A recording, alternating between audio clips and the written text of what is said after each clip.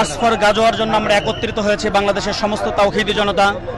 তো আমরা একত্রিত হয়েছি, রাসূলুল্লাহ সাল্লাল্লাহু আলাইহি সাল্লাম বলেছেন, বিশ্ব যদি কোনো মুসলমান কোথাও আক্রমণ হয় অথবা কেউ তাদের উপর অতর্কিত হামলা করে, এই হামলার প্রতিবাদের জন্য মুসলমানরা যদি একত্রিত হয়, রাসূলুল্লাহ সাল্লাল্লাহু আলাইহি সাল্লামের উপর আল্লাহ পাক ওহী নাজিল করেছেন, নবী আপনি যদি ময়দানে নামেন, মুসলমানদের পক্ষ হয়ে যদি মাঠে নামেন, আমি আল্লাহ পাক আপনাদেরকে বিজয়ী দেব।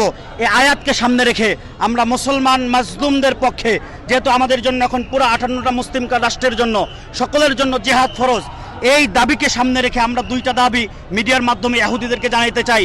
এক নাম্বার, সকল জায়গার হত্যাকাণ্ড বন্ধ করতে হবে। দুই নাম্বার, এই হত্যাকাণ্ড যদি বন্ধ না করে বাংলাদেশ সহ পুরো বিশ্বে তাদের যত জায়গায় বাণিজ্যিক সম্পর্ক আছে এটা আমরা ছিন্ন করব।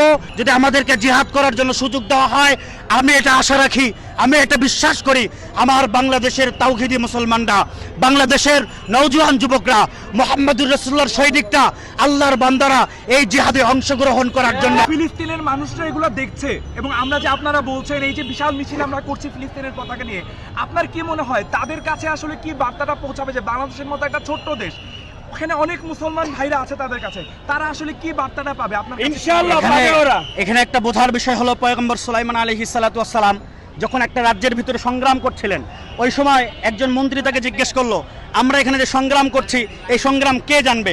কয় মুসলমানদের জন্য সংগ্রাম একজন করা লক্ষ কোটি কাফেরের হৃদয়ের ভিতরে আগুন জ্বালায়া দেয়। আপনারা মিডিয়ার ভাইয়েরা, আপনাদেরকে জোর দাবি জানাবো, এই নিউজগুলো আপনারা কভার করবেন, ভালো করে হাইলাইট করবেন।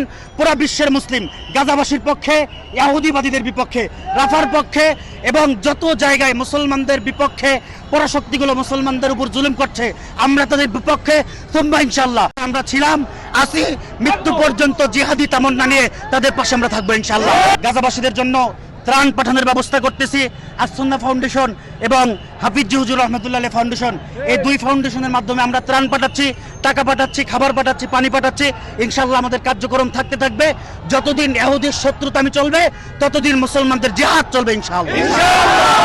বাংলাদেশের যে মুসলমানরা আছি, আমরা যে কোনো দলের লোক, আমরা ধর্মের ব্যাপারে আমরা বাংলাদেশের মুসলমানরা অতীতেও এক হয়েছি, বর্তমানেও আমরা ফিলিস্তিনকে কেন্দ্র করে আমরা বাংলাদেশের মুসলমান এক হয়ে মার্চ ফর গাজা আজকে যে কর্মসূচি দেওয়া হয়েছে, এই কর্মসূচিতে সারা বাংলাদেশের মুসলমানরা একত্রিত হয়ে এই জায়গায় এসেছি।